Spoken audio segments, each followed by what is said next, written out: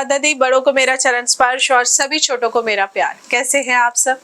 आशा करती हूँ कि आप सभी लोग स्वस्थ होंगे और मस्त होंगे। पति की लंबी उम्र की मंशा से किया जाने वाला करवा चौथ का व्रत इस बार हम 1 नवंबर 2023 यानी कि बुधवार को मनाएंगे। करवा चौथ का जो व्रत है ना, ये हमारे हिंदू धर्म में बहुत ही ज्यादा महत्वपूर्ण होता है।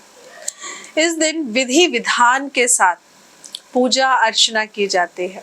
करवा चौथ माता का पूजन किया जाता है, चंद्रदेव का पूजन किया जाता है, करवा चौथ माता की कहानी सुनी जाती है। बहुत ही खूबसूरत और बहुत ही प्यारा दिन है। क्यों? क्योंकि आपके जीवन साथी के लिए आप पूरा दिन भूखा रहती हैं, प्यासी रहती हैं। करवा चौथ की खास पूजा जो है वो शाम को होती है, चंद्रोदय होने के बाद में, क्योंकि जब चंद्रमा को आप देख लेते हैं, अर्घ दे देते हैं, उसके बाद में फिर आप अपने पति का पूजन करते हैं, है ना। लेकिन उससे पहले ही कहानी भी सुनी जाती है।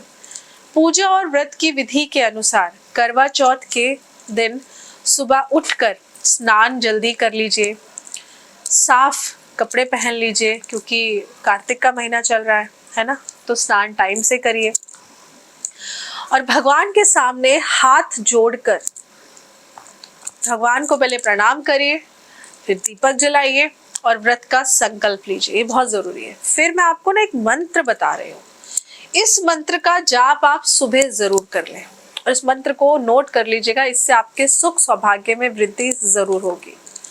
मम सुख सौभाग्य पुत्र पोत्रादि सुस्थिर श्री प्राप्ते कर्क चतुर्थी व्रत महम करिष्ये। इसके बाद दोपहर में जब आप पूजा की तैयारी करेंगे ना, पूजा की तैयारी करेंगे, अपने आप को बहुत ही अच्छे से सजाएंगे, तो जब भी ना एक काम करिएगा, जब आप अपने आप को मिरर में देखकर अपने आप को सजा रही हो या पार्लर से भी रेडी हो रही हो, तो ना आप अपने हस्बैंड और अपने बीच के ना वो प्यारे प्यारे मोमेंट्स को याद करिएगा जो आप लोगों ने बहुत अच्छा समय साथ में बिताया हुआ है। और सोचिएगा कि आगे आने वाले समय में भी ना और भी ऐसे कहीं ज्यादा अच्छा समय आप लोगों को एक साथ बिताने को मिलेगा। कोई भी ऐसी बात मत सोचिएगा जिसमें लड़ाई झगड़ा, एक दूसरे के लिए गलत थॉट्स मन में आए। शाम को पूजा वाले स्थान पर चौकी पर माँ पार्वती की आप फोटो फ्रेम रखेंगे। माँ पार्वती, शिव जी फोटो फ्रेम होता है, मूर्ति होती है, आप उसको स्थापित करके रखेंगे।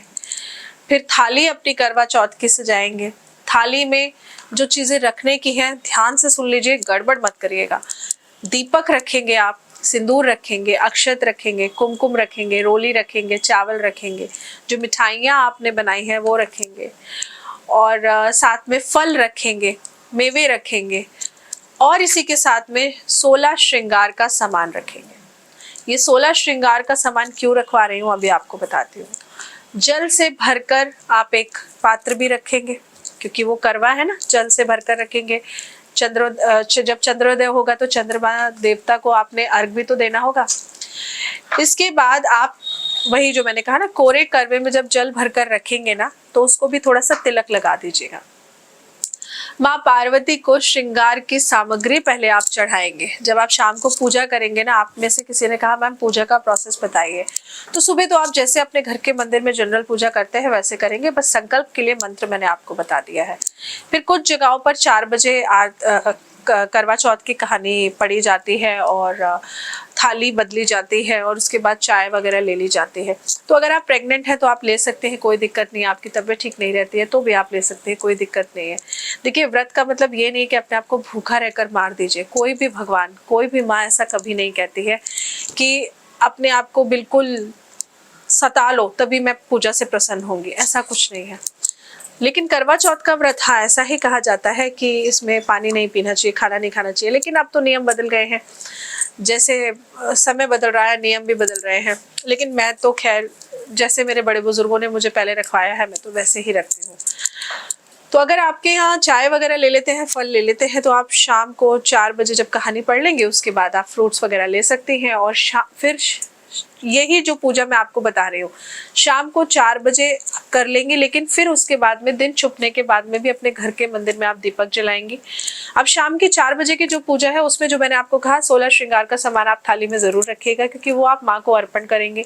नहीं तो शाम को जब आप चौकी लगाएंगे, चौकी सजाएंगे शाम को, तो शाम को आप माँ को 16 श्रृंगार अर्पण जरूर करिएगा। क्योंकि आज तो दिन ही आपके सुहाग का है, तो सुहाग की चीजें जब आप माँ को देती है ना, तो माँ आपको आशीर्वाद में देती है। मैं हमेशा कहती हूँ ना, जो आप देंगे वही आपको मिलेगा। तो 16 श्रृंगार की सामग्री आज के दिन माँ को जरूर अर्पण करनी है। इसके बाद दीपक जलाइए, माँ को अर्पण करिए, टीका लगाइए, फूल चढ़ाइए। इस तरह आपने माँ पार्वती का भगवान भोलेनाथ के साथ पूजन करना है। जब आपका ये पूजन हो जाएगा तो फिर चंद्रदेव की आराधना भी करनी है। अब चंद्रदेव की आराधना कैसे करनी है? चंद्रदेव तो रात में निकलते हैं और करवा चौथ वाले दिन तो वैसे भी लेट निकलते हैं। तो आप एक काम कर सकते हैं कि आप चांदी का सिक्का ले सकते हैं, नहीं तो कुछ जगहों पर आटे के चावल को पीस कर, है ना, उसी में आटे के चावल को पीस कर गंगा जल मिलाकर उसका लेप बनाते हैं, है ना। कुछ जगहों पर ऐसा करते हैं और उससे एक गोल सा चंद्रमा बनाते हैं। नहीं तो पीला चंदन मिलाकर भी आप एक गोल सा चंद्रमा बना सकती है। लेकिन मैं ये कहूँगी चंद्रमा का रंग सफेद है, तो सिर्फ आप आटे के चावल को पीस कर उसका पेस्ट बनाकर उससे लेप बनाइए। ये एक दूसरी चौकी पे बना लीजिए। नहीं तो बहुत सिंपल, मैंने कहा ना, चांदी का सिक्का ले लीजिए। और वैसे भी भोलेनाथ के मस्तक पे तो चंद्रमा विराजमान है ही, आप उनको वहां देखकर स्मरण कर सकते हैं। फिर आप चंद्रमा देवता से आवाहन करिए, विनती करिए कि आप जल्दी से हमारे आंगन में आए ताकि हम व्रत को खोल सकें। फिर करवा चौथ व्रत की कथा जो 4 बजे नहीं पढ़ेंगे, शाम को पढ़ेंगे, वो शाम को फिर पढ़ लें। और फिर चंद्रमा निकलने पर आप चलनी से चांद देखेंगी। फिर अब वो जो करवे के अंदर जल है वो आप चंद्रमा को अर्घ देंगी, चंद्रदेव की पूजा करेंगी। और फिर उनको अर्घ देने के बाद, दीपक जलाने के बाद, धूप अगरबत्ती दिखाने के बाद में, उनको मीठे का भोग लगाने के बाद में फिर आप अपने पति देव का पूजन करेंगे। क्योंकि आपने पति देव की लंबी आयु के लिए कामना करी है ना, तो उनका पूजन करेंगे। चंद्र पूजन के बाद में फिर आप जब अपने पति देव का पूजन कर लेंगे, तो उसके बाद में फिर आपके पति देव आपका व्रत को पूर्ण करेंगे। जो भी पानी पिलाना है या कुछ खिलाना है वो करके आपके व्रत को संपन्न करेंगे। फिर उसके बाद में आप अपने बड़ों के पैर छूकर उनका आशीर्वाद जरूर लीजिएगा। क्योंकि कोई भी पूजा पाठ करे, व्रत करे, अपने बड़ों का पैर छूकर आशीर्वाद जरूर लीजिए। आज के दिन क्योंकि कार्तिक का महीना है, तो ऐसे में हम कहते हैं ना, जन्म जन्म तक हमारा साथ हमेशा बना रहे। तो ऐसे में आपने आज एक खास उपाय करना है, बहुत जरूरी है ये उपाय। आज आप 9 दीप का दान जरूर करेंगे। ये बहुत बहुत जरूरी है। ये सारे दिन में आपने आज 9 दीप का दान करना है। अब 9 दीप का दान कैसे करना है, ध्यान से सुनिए। सबसे पहले आपने सूर्य देव के सामने दीपक जलाना है। जब आप सोकर उठेंगी, नहाएंगी, सबसे पहला दीपक आप सूर्य देव को जल देंगे ना, जब तो सूर्य देव के सामने जलाएंगे। फिर दूसरा दीपक आप गणेश जी के सामने जलाएंगे। तीसरा दीपक आप माँ पार्वती के सामने जलाएंगे और भोलेनाथ के सामने चौथा दीपक जलाएंगे। तो जब आप एक दीपक ऑलरेडी सूर्य देव के सामने जला चुकी है, फिर 3 बत्ती का दीपक आप अपने घर के मंदिर में जला दीजिएगा, माँ पार्वती, भोलेनाथ और गणेश जी के नाम के 4 दीपक हो गए। इसके बाद में फिर 5वां दीपक आप माँ तुलसी के सामने जलाएंगे। 6ठा दीपक आप केले के वृक्ष के सामने जलाएंगे। ये बहुत जरूरी है, गुरु ग्रह को ठीक करेगा ये, और हमारी गृहस्थी अच्छी चलेगी। इसके बाद आप ठाकुर जी के सामने दीपक जलाएंगे, ये भी बहुत जरूरी है। फिर आप अपने पितरों के नाम का जो दीपक होगा ना, वो शाम के समय अपने घर की दहलीज के बाहर जलाएंगे, ये बहुत जरूरी है। और 2 दीपक आपके घर के अंदर जरूर जलने चाहिए। आपकी पूजा के स्थान पर जब आप कथा पढ़ेंगी, तो जो दूसरा दीपक होगा ना, वो आपके चंद्र देवता का होगा, और वही दीपक आप अपने चंद्र देवता को अर्घ देने के लिए जब जाएंगे उसको लेके जाएंगे। नहीं तो जब चंद्रदेव निकलेंगे तो उनके सामने आपने दीपक जलाना है।